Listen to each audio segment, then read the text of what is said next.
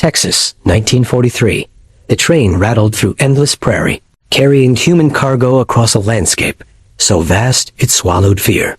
Inside the converted freight cars, 17 German women pressed their faces to the narrow windows, watching America unfold like a fever dream. They had expected darkness. Instead, the sun blazed with an intensity that made their eyes water, transforming the horizon into liquid gold. Lisa Hartman gripped the wooden bench beneath her, feeling every jolt through her spine. The air inside smelled of sweat and metal, and something else possibility, perhaps, or simply exhaustion.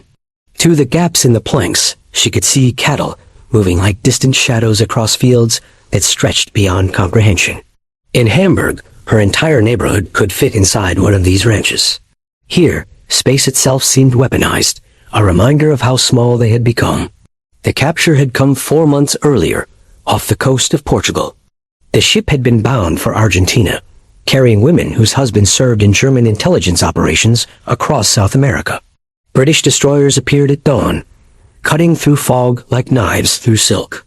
Lisa remembered the moment the engine stopped, how silence became heavier than sound. She had been carrying forged papers identifying her as a Swedish teacher. No one believed them. Now the train slowed, brakes screaming against steel. Through the window, Lisa saw it, Camp Hearn, rising from the Texas dust like something conjured from contradiction. Wooden guard towers pierced the sky, but between them stretched corrals where horses moved with liquid grace. Barbed wire gleamed in the afternoon light, yet beyond the fences, she could see children playing near a farmhouse. Their laughter carried on wind that smelled of hay and possibility. The doors opened. Heat rushed in like a physical presence, pressing against skin, stealing breath. A guard stood at the opening, silhouetted against impossible brightness. Lisa's hands trembled as she stood, preparing for orders barked in the harsh tones she had learned to expect. Instead, the man simply stepped aside, gesturing toward the platform with something almost resembling courtesy. "Welcome to Texas, ladies," he said, his accent thick as honey, strange as moonlight. "I'm Sergeant Miller. You folks will be helping out here, feeding, cleaning, riding if you're up for it. Riding." The word hung in the air like something from another life, another universe where women prisoners mounted horses instead of marching to interrogation rooms. Lisa exchanged glances with Emma Schneider, a Berlin opera singer whose hands still moved as if conducting invisible orchestras. Neither spoke. Speaking felt dangerous when reality refused to align with everything they had been taught about American captors. They were led toward a cluster of low buildings, past corrals where ranch hands worked with horses, their movements efficient and unguarded. The prisoners walked in silence, boots crunching against gravel, each step taking them deeper into territory that resembled nothing from the propaganda films they had watched in church basements and community halls. Those films had shown American camps as places of cruelty refined into bureaucracy, where prisoners existed as numbers rather than names. Here, someone had planted flowers near the mess hall, entrance petunias blooming in defiance of the heat, their purple faces turned toward an indifferent sun. The barracks smelled of fresh wood and laundry soap. 20 beds lined the walls, each made with precision that would satisfy any military inspection. On every pillow lay a folded towel and a bar of soap that smelled like lavender. Lisa lifted hers to her face, breathing in something she had not experienced in months: gentleness. That evening, they were led to the mess hall. The smell hit first bacon frying, bread baking, coffee brewing in quantities that seemed obscene. In Hamburg, during the final months before her capture, Lisa had survived on ersatz coffee made from acorns and bread mixed with sawdust. Here, the kitchen-staff German men who had been captured earlier in the war moved between stoves with expressions of men who had found something unexpected: comfort in captivity. Sergeant Miller stood near the serving line, watching as the women filed past, their eyes widening at portions that exceeded anything they had seen in years. Steak, fried potatoes, green beans glistening with butter, and bread so white it looked like something from a child's storybook. "Plenty more where that came from," Miller said, nodding toward the kitchen. "Ain't no use being hungry here. You work hard, you eat well. That's how we do things." Lisa sat at a long table, staring at her plate. Beside her, Emma whispered in German, "It's a test. They're measuring our gratitude before they take it away. But the food remained. And when Lisa finally lifted her fork, the taste of real butter nearly brought tears that had nothing to do with onions or smoke. Around the room, other women ate with mechanical efficiency, as if speed could prevent this moment from being revoked. Only gradually did the pace slow, did shoulders begin to drop from their defensive positions near ears. After dinner, they were given an hour of free time before lights out. Lisa walked toward the perimeter fence, drawn by the vastness beyond it. The sun was setting, painting the sky in colors. She had no names for oranges that bled into purples, reds that softened into pinks. In Germany, even the sky had seemed rationed during wartime, compressed between buildings into narrow channels of gray. Here, the horizon swallowed everything, including the certainty she had carried about who her enemies were. A voice spoke from behind her. First time in Texas? She turned to find Sergeant Miller standing several feet away, hands in pockets, posture relaxed in a way that suggested genuine curiosity rather than interrogation. Lisa nodded, not trusting her English beyond simple gestures. It's something, isn't it? He looked toward the sunset, squinting slightly. My grandfather came here from Kentucky in 1880, said it was the only place big enough for his thoughts. I didn't understand what he meant until I tried living in Dallas for a year. He paused, then added, You speak English? Some, Lisa managed, her accent thick, each word feeling like something pulled from deep water. I study. Before. That's good. You'll pick it up quick here. We got German speakers, English speakers, and plenty of folks who just grunt and point. His smile carried no malice, no triumph. You'll fit right in. He walked away then, leaving Lisa alone with the darkening sky and a confusion that felt almost worse than fear. Fear she understood. Fear made sense in the architecture of war, fit neatly into the narratives she had been fed about American cruelty and European superiority. But kindness? Casual kindness from a guard toward a prisoner, offered with the same ease one might extend toward a neighbor? That required reconstruction of everything she thought she knew. That night, lying in darkness while other women whispered in German about strategies for survival, Lisa remembered a phrase her grandmother had used when Lisa was a child. The truth is whatever breaks your heart. She had never understood it until now, until she felt something inside her chest crack open like earth after long drought, making space for water she had not known she needed. The work began the next morning. Dawn came early in Texas, announced by roosters and the low calls of cattle in distant pastures. The women were divided into groups, some assigned to kitchen duty, others to laundry, others still to maintenance of the campgrounds. Lisa found herself in the stables, alongside Emma and 3 other women whose names she was still learning to pronounce correctly.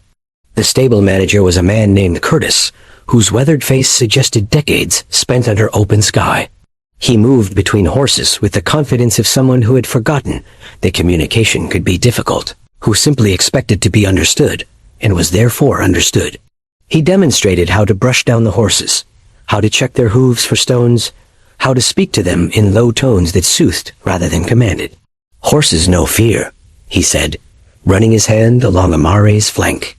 They can smell it, taste it in the air. You come at them nervous, they get nervous. You come at them calm, they stay calm. It's that simple and that complicated. Lisa took the brush he offered, approaching a gray gelding who watched her with eyes that seemed to hold ancient knowledge. She had ridden as a girl, before the war, before everything became about survival and strategy. The brush moved through the horse's coat, revealing muscles that rippled beneath her touch, life humming with a rhythm that had nothing to do with human conflict. That's Dusty, Curtis said, leaning against a stall door. He's older than sin and twice as patient. Good horse for learning on. The hours passed in a rhythm defined by physical labor rather than intellectual anxiety.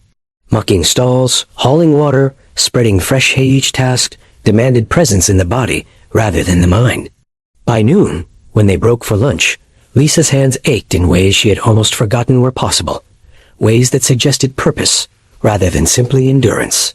The mess hall offered sandwiches thick with roast beef, potato salad creamy with mayonnaise, and iced tea so cold it made her teeth hurt. Lisa sat with Emma, both women eating in silence that felt less strained than contemplative. They're trying to make us forget, Emma said finally, her voice low. Make us soft so we can't resist. Lisa considered this, watching through the window as guards played cards at a nearby table, their laughter genuine and unforced. Resist what? She asked. We're already captured. There's nowhere to escape to, no mission to protect. Then they're trying to make us grateful, Emma insisted. Make us complicit in our own imprisonment. But gratitude, Lisa was learning, didn't require complicity. One could be grateful for bread without endorsing the system that withheld bread elsewhere. One could acknowledge kindness without forgetting cruelty. The human heart, it seemed, was large enough to hold contradictions that would tear apart any propaganda film's neat narrative. That afternoon, Sergeant Miller appeared at the stables. Miss Hartman, he said, pronouncing her name with careful attention to the German sounds. You ride before? Lisa nodded, setting down her pitchfork. Yes. Long time, but yes. Curtis tells me you got a good hand with horses. We're moving some stock to the south pasture this afternoon. Could use an extra rider if you're interested. The invitation hung between them like something fragile, something that could shatter under the weight of wrong interpretation. Lisa looked at Emma, who stared back with expression that mixed warning and curiosity. Lisa started, then stopped, realizing she had no vocabulary for this situation in any language. Finally, in German, she said to Emma, What do I have to lose? Emma's smile was thin as wire. Only whatever dignity we have left if this is a trap. But Lisa followed Sergeant Miller to the corral, where Dusty stood saddled and waiting, his patient eyes reflecting afternoon sun like coins at the bottom of a well. Miller helped her mount, not touching her unnecessarily, not making assumptions about her ability, simply offering a hand that she could refuse or accept. She accepted. The leather felt familiar beneath her, the horse's warmth rising through her legs, the reins alive in her hands with Dusty's breathing and heartbeat. Miller mounted his own horse, a paint moire whose coat looked like clouds at sunset, and guided them toward the south gate. Stay close at first, he said as they rode through. The terrain's trickier than it looks. They moved across land that seemed to have no relationship with maps or borders, where the only boundaries were drawn by fence lines that stretched toward vanishing points. The sun pressed down with an insistence that felt personal, transforming sweat into something sacred, proof of existence, in a landscape that made humans feel provisional. Cattle moved in loose groupings, their paths defined by instinct rather than orders. Miller worked the herd with subtle movements, never raising his voice, trusting the horse and the cattle to understand intentions communicated through pressure and release. Lisa followed his example, feeling muscle memory wake in her body, reminding her of summers before the war when riding meant freedom rather than labor. You're good at this, Miller said after they had moved 20 head toward the southern water tank. Real natural. My father, Lisa said, the words coming easier now. He had horses. For business. For family. What kind of business? Transport. Before everything. Miller nodded, not pressing for details that might force her into territories mined with loss. They rode in silence for a while, the only sounds the creak of leather and the low calls of cattle, content in their ignorance of human war. Finally, as they turned back toward the camp, Miller spoke again. I know this must be strange for you, he said. Being here, being treated like people. I imagine you were told different stories about Americans. Lisa felt something catch in her throat. Yes, she managed. Many stories. Were they true? The question required honesty she wasn't certain she could afford. But something about the empty horizon, the patient horse beneath her, the guard who rode alongside rather than behind her, something about all of it demanded truth. Some true, maybe.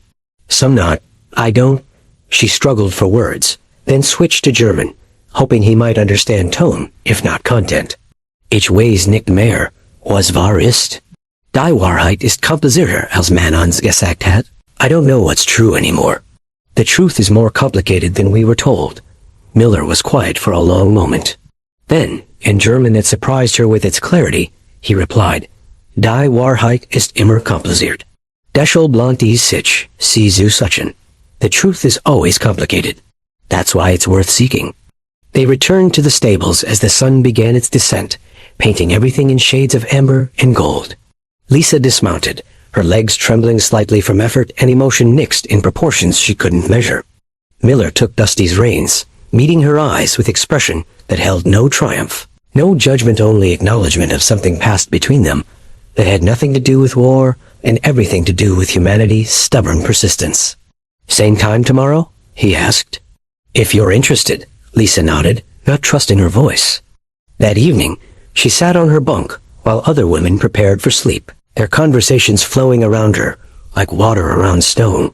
Emma sat down beside her, smelling of laundry soap and exhaustion. "And? You were gone a long time," Emma said.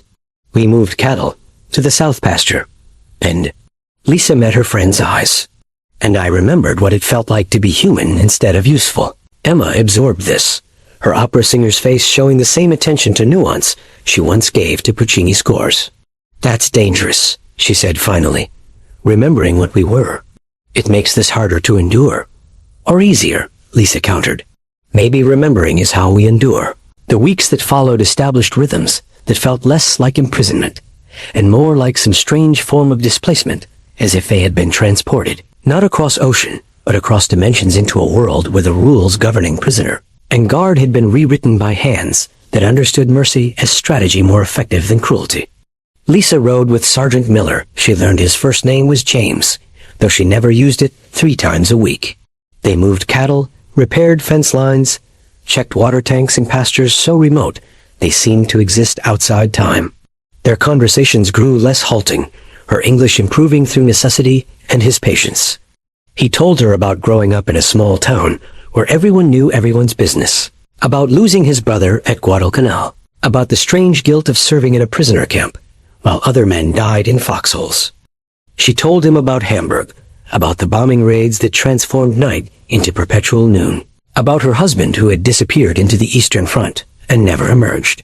She told him about teaching piano to children who no longer had pianos, about Erzat's everything coffee, bread, hope. "The propaganda," she said one afternoon while they rested the horses near a windmill, whose blades turned with hypnotic persistence.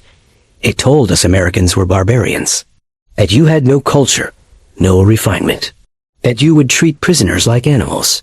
James laughed, but the sound carried no mockery. "And what did we tell ourselves about Germans?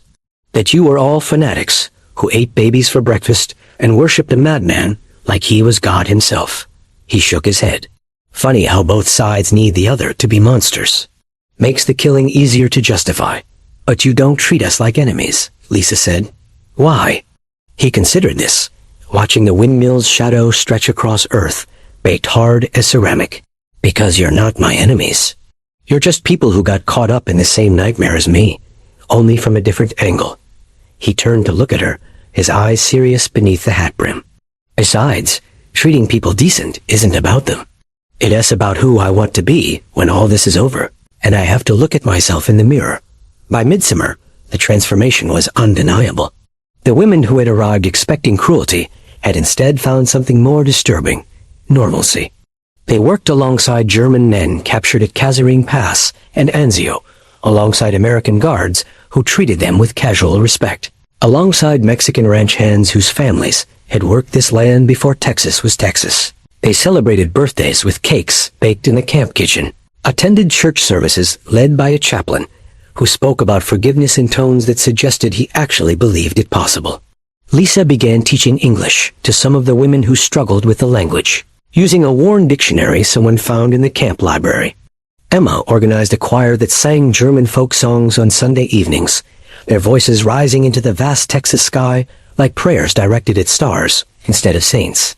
The opera singer's hands stopped conducting invisible orchestras and started leading real ones, transforming women trained for domestic efficiency into something resembling an ensemble. But underneath the routine, Lisa felt herself changing in ways that frightened her more than any interrogation could have. She was beginning to forget how to hate. The careful architecture of resentment she had built during the war years against Americans for their naive optimism, against allies for their bombing campaigns, against the world for its refusal to align with their understanding of justice. All of it was crumbling under the relentless assault of daily kindness. One evening in late July, as the heat finally began to release its grip and allow temperatures to drop below scorching, James found her near the corrals. The horses stood in darkness, like sculptures carved from shadow, their breathing a counterpoint to cricket song. "Walk with me?" he asked. They moved beyond the perimeter lights, where the prairie stretched dark and infinite, where stars crowded the sky in numbers that made her dizzy with perspective. Their footsteps crunched against gravel, then whispered through grass, then fell silent as they simply stood, two figures dwarfed by geography and circumstance. "I need to tell you something," James said finally, his voice careful, measured. "We're being transferred. Different camp, up north.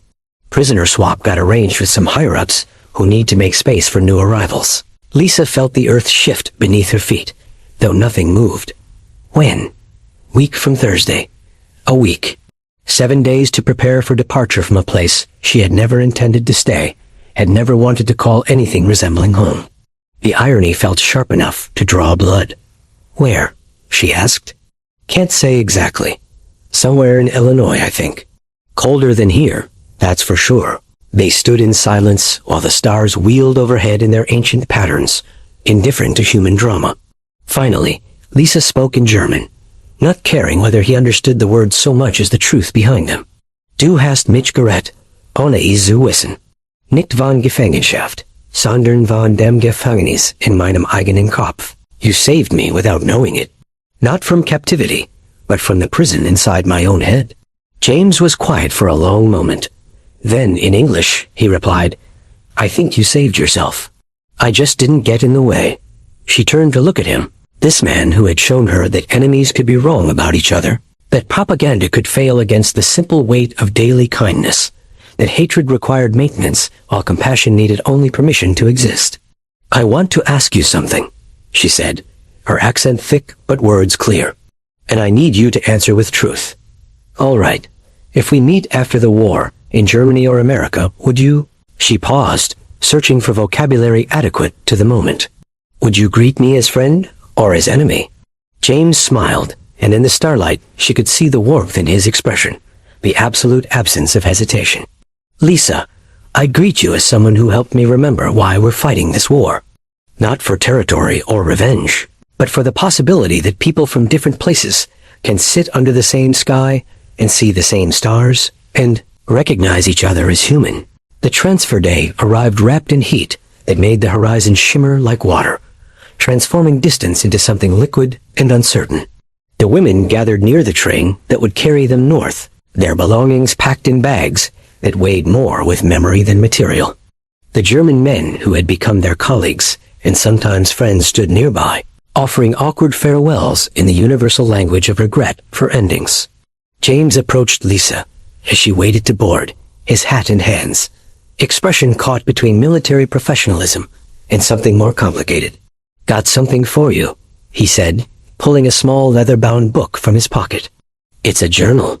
Figured you might want to write things down. Help you remember, or forget, depending on what you need." Lisa took it, feeling the supple leather, the cream pages rough against her fingers. "Thank you," she managed, the words inadequate containers for everything she felt. "For this. For everything. You ever make it back to Hamburg," James said. "You look me up. James Miller, New Braunfels, Texas. That's where my folks live. We'll have coffee and talk about horses and pretend the world makes sense." She nodded, not trusting herself to speak further. Then, before she could second-guess the impulse, she reached out and took his hand, shaking it with the firmness her father had taught her, grip firm, eyes direct, honor acknowledged. "Please," she whispered in English, the word carrying weight beyond its simple meaning. "Please remember this. That we were not monsters." James met her eyes, and in his gaze she saw something that would sustain her through whatever came next: recognition, complete and unconditional. "Never thought you were," he said. Not for a second. The train whistle screamed, cutting through the morning heat like a knife through silk. Lisa boarded, finding a seat near the window, pressing her face to the glass as the locomotive lurched into motion.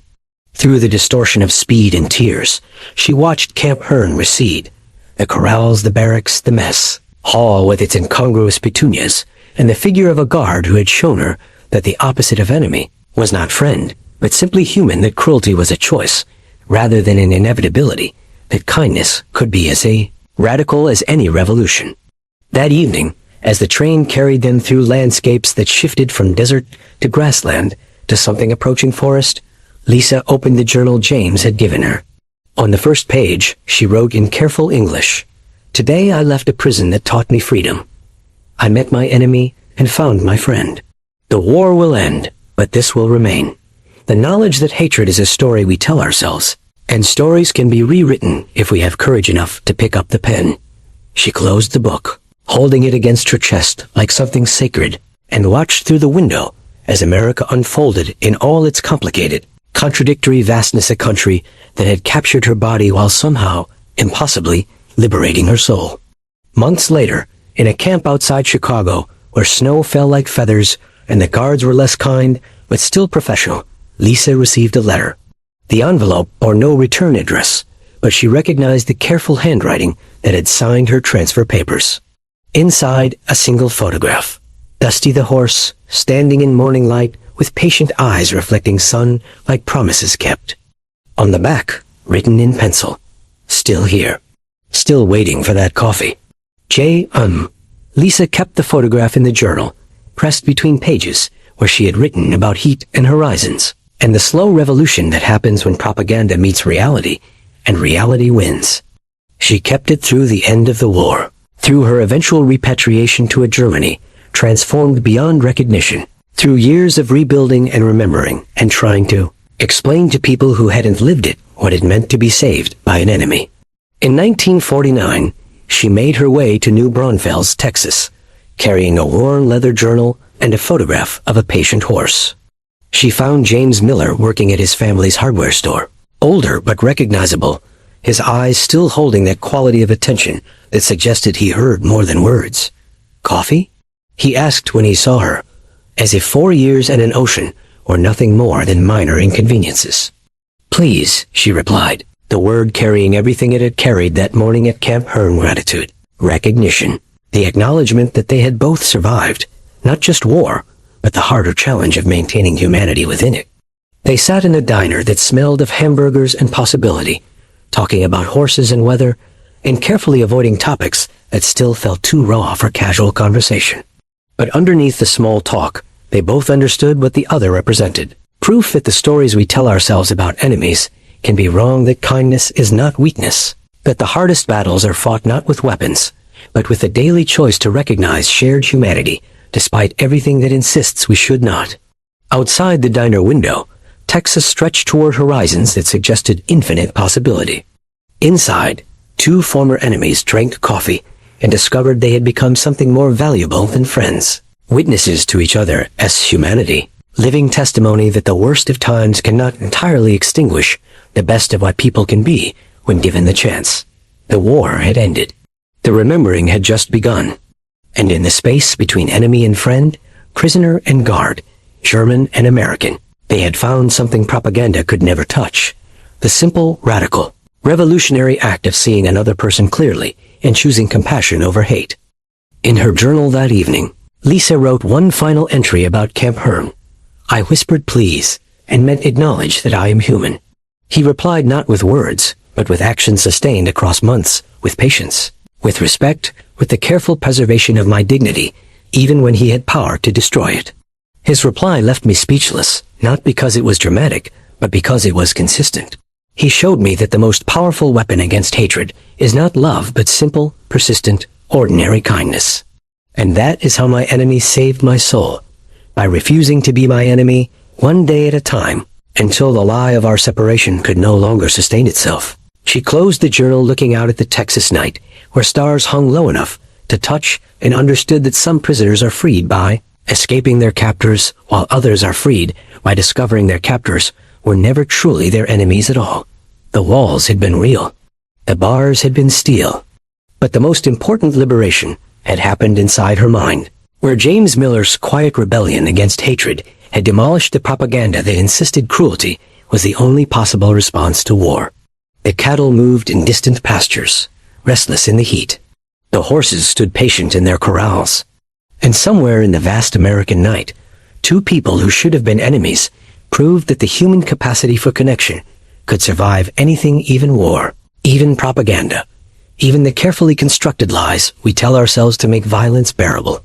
Years later, when historians would examine the prisoner of war camps scattered across America during World War II, they would note with clinical precision the statistics. How many prisoners? How many guards? How many incidents of escape or rebellion? But numbers could never capture what really happened in places like Camp Hearn. A slow dissolution of hatred in the face of daily kindness. The impossible mathematics of enemy becoming human, becoming friend. Lisa Hartman lived to see the Berlin Wall fall, lived to see Germany reunited, lived to see the wounds of war slowly scar over, if never entirely heal. But until her death in 1994, she kept that worn leather journal, that photograph of a patient horse, and the memory of a Texas summer when an American guard showed her that the most radical act of resistance against war is refusing to let it poison your capacity for compassion. His reply had left her speechless then, but in the years that followed, she found her voice telling anyone who would listen that enemies are made through stories, and stories can be unmade by people brave enough to choose kindness when cruelty would be easier expected, even justified. The war had tried to make them monsters to each other. They had chosen daily and deliberately to be human instead. And that choice, more than any battle or treaty, was what truly defeated the machinery of hate.